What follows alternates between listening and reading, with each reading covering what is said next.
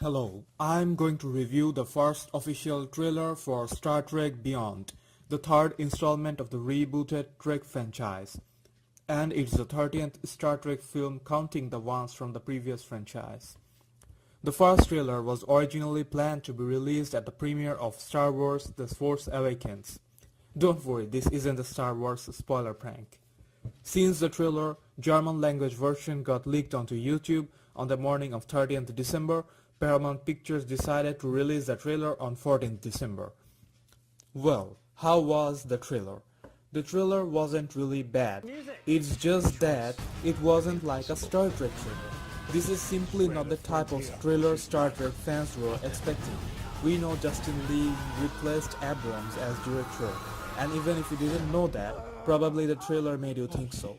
The trailer looks like a combination of Fast and Furious and Guardians of the Galaxy, action-packed, rocking and sleek humor, but so not the Star Trek we know of. What I'm saying is that the trailer lacks the Star Trek vibe. You know, like for example the 2009 Star Trek trailer, the characters, Star Trek theme music, landscape, dialogue, this thing which could make the trailer of Star Trekish weren't there.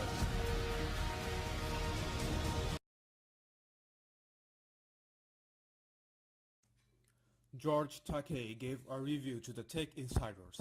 While he thought it looked like a great action-packed fun film, he commented that it lacked the substance that made Roddenberry's original offering so engaging. What we know from the trailer in short is the Enterprise encounters some swarms or some kind of life form and the ship is extremely damaged. Kung fu kicking aliens, phaser battles, some dirt bike stunts, extremely easy use of transporter, crews have been stranded by the foot soldiers. Going into the details, the trailer starts with the music Sabotage by the Beastie Boys. This also highlights Kirk's interest in classic rock.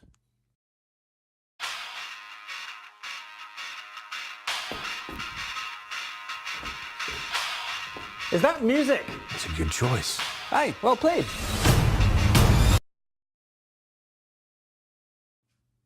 The uniforms changed to a great extent.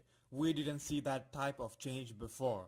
The classic uniforms inspired by the TV show with V colors and stripes has been replaced with these new types of uniforms. More traditional style, solid colors, biker jacket type and action oriented. Spock's uniform looks different than that of other Enterprise crews. There's a USS Franklin shoulder patch. Why? We don't know yet. The Enterprise faces a major attack, and it doesn't look like it's gonna end well. No ship.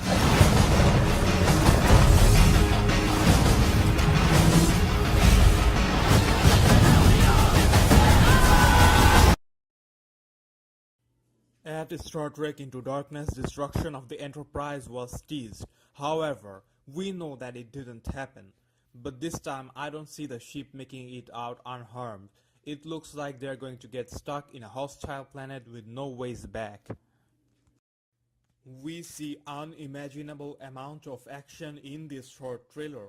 Escape pods like never seen before, Scotty jumping out just before his escape capsule topples over a cliff and many other indications.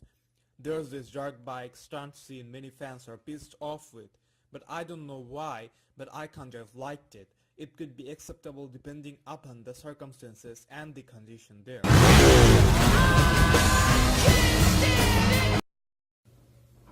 The funniest scene of the trailer is when Bones and Spock are surrounded by some weirdo ships trying to attack them, and Bones jokes that at least he won't die alone, before Spock is teleported away from there, but how and by whom is a question. By the way, it's great to see Bones and Spock together, right? Well, at least I won't die alone.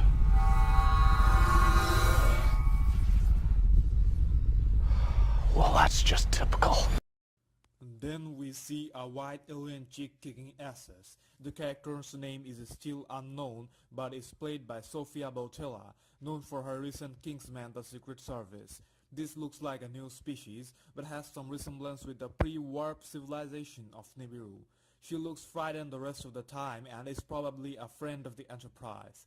And then we have this latex-head bad guy who is most probably being played by Idris Elba. The assumption came since he signed up for this movie and wasn't seen in the trailer.